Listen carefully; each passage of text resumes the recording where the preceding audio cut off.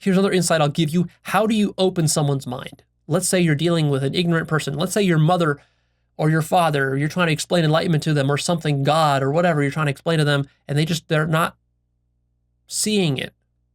How do you open their mind? In one word, imagination.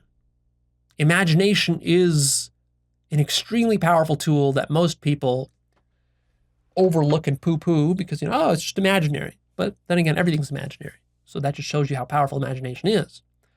So what you do to open somebody's mind is you get them to imagine a new possibility. And you try to do it in a non-confrontational, non-threatening manner. So rather than telling some Christian that, oh, the Bible is bullshit, because that's just going to further close his mind, rather than doing that, if you really want to open his mind, present him with subtle possibilities that he can imagine that are beyond his paradigm. Not too far beyond, but a little bit beyond, that push the boundaries of his paradigm. So how might that look? Well, you might say, well, imagine, for example, like, where were you born? You might ask him, where were you born? Oh, you were born somewhere in Kentucky? Okay. And you're an evangelical. Okay. So what do you think would happen? Imagine, what if instead of being born in Kentucky, you were born in the Middle East? Would you still be an evangelical? Try to imagine that. Like, really imagine it. That's a very powerful exercise. That will quickly open your mind. Of course, he's probably going to have defenses because the mind's not going to give up so easily. But still, you can kind of keep prodding like this with these imagination exercises. If you're a teacher, if you're a professor in a college or university, if you're teaching young children in school or high schoolers or whatever, middle school, if you're trying to get your parents to understand something, come up with ways where you can phrase it as the following. Can you imagine blank? And then fill in that blank with whatever.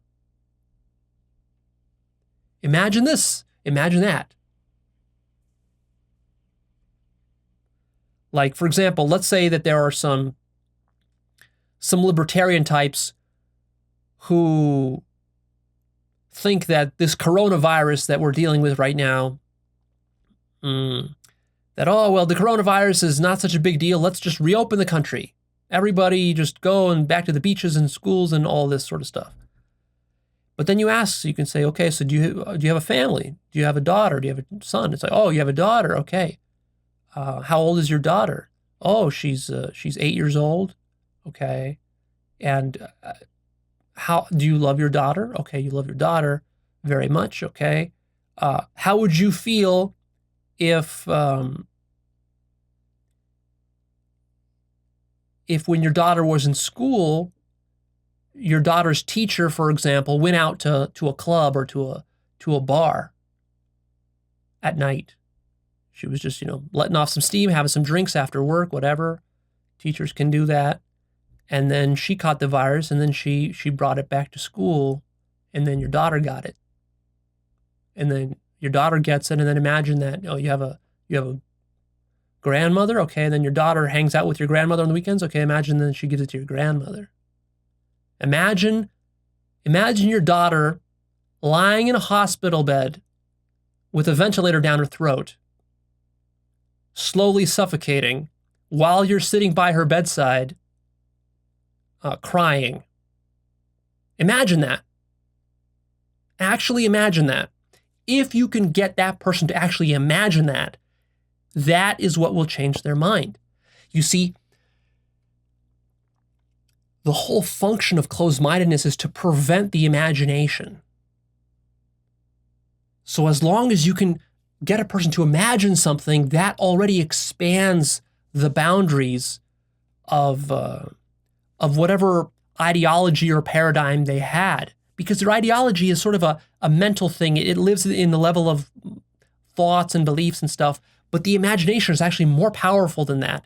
Imagination is a very powerful force. But oftentimes, because people are so bad at using it independently, you have to guide them to it, like really guide them step by step through all the details. Have them imagine a scenario, a compelling, powerful, emotional scenario like that, and then watch them get moved, watch their mind change, watch their paradigm expand. So this is part of what we might call spiral wizardry, where you start to get good at dealing with other stages, other people. You kind of meet them where they're at, see what their limitations are, come up with a scenario that they could imagine that helps them to then open their mind to new possibilities that then they can then pursue.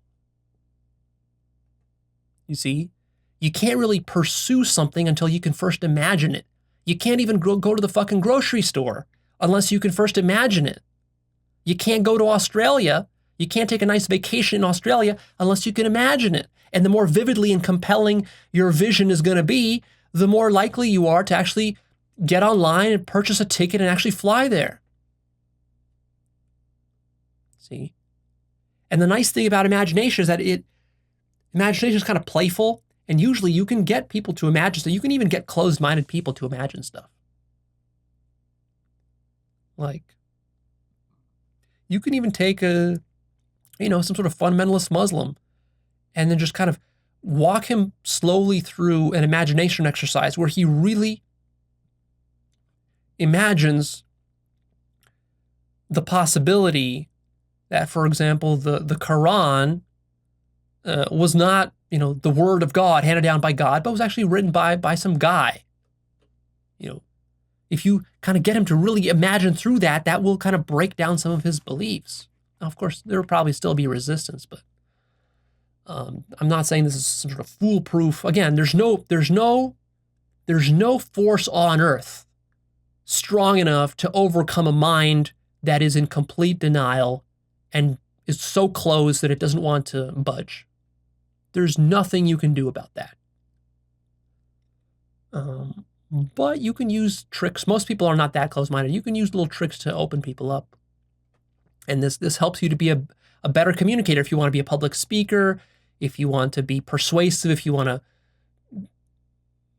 argue well, if you want to reason well with people, if you want to convince people, if you want to motivate people, if you want to be a leader, a great leader. You have to give people vision, a powerful, compelling, positive, loving vision of the future. See? And like, for example, if you're dealing with this Muslim person and, he's really stuck in his fundamentalism and he's really struggling to let go and he's in fear, you can guide him with a positive vision of like, imagine the freedom you would experience if you actually surrender your ideology about Allah. And then it's not that, imagine that, rather than imagining that you're going to forsake Allah and then Allah will cast you into hell or something like this, and that you will be lost without Allah. No. Imagine this. Imagine you let go of the idea of Allah, but then in its place, what you get is an actual direct connection with Allah. Imagine that. See, now that makes it much more palatable for that person to consider stepping beyond the bounds of his narrow belief-based ideology. Because you're taking away the ideology, but you're giving him some replacement. You're not just blaming him for being an idiot or something like that.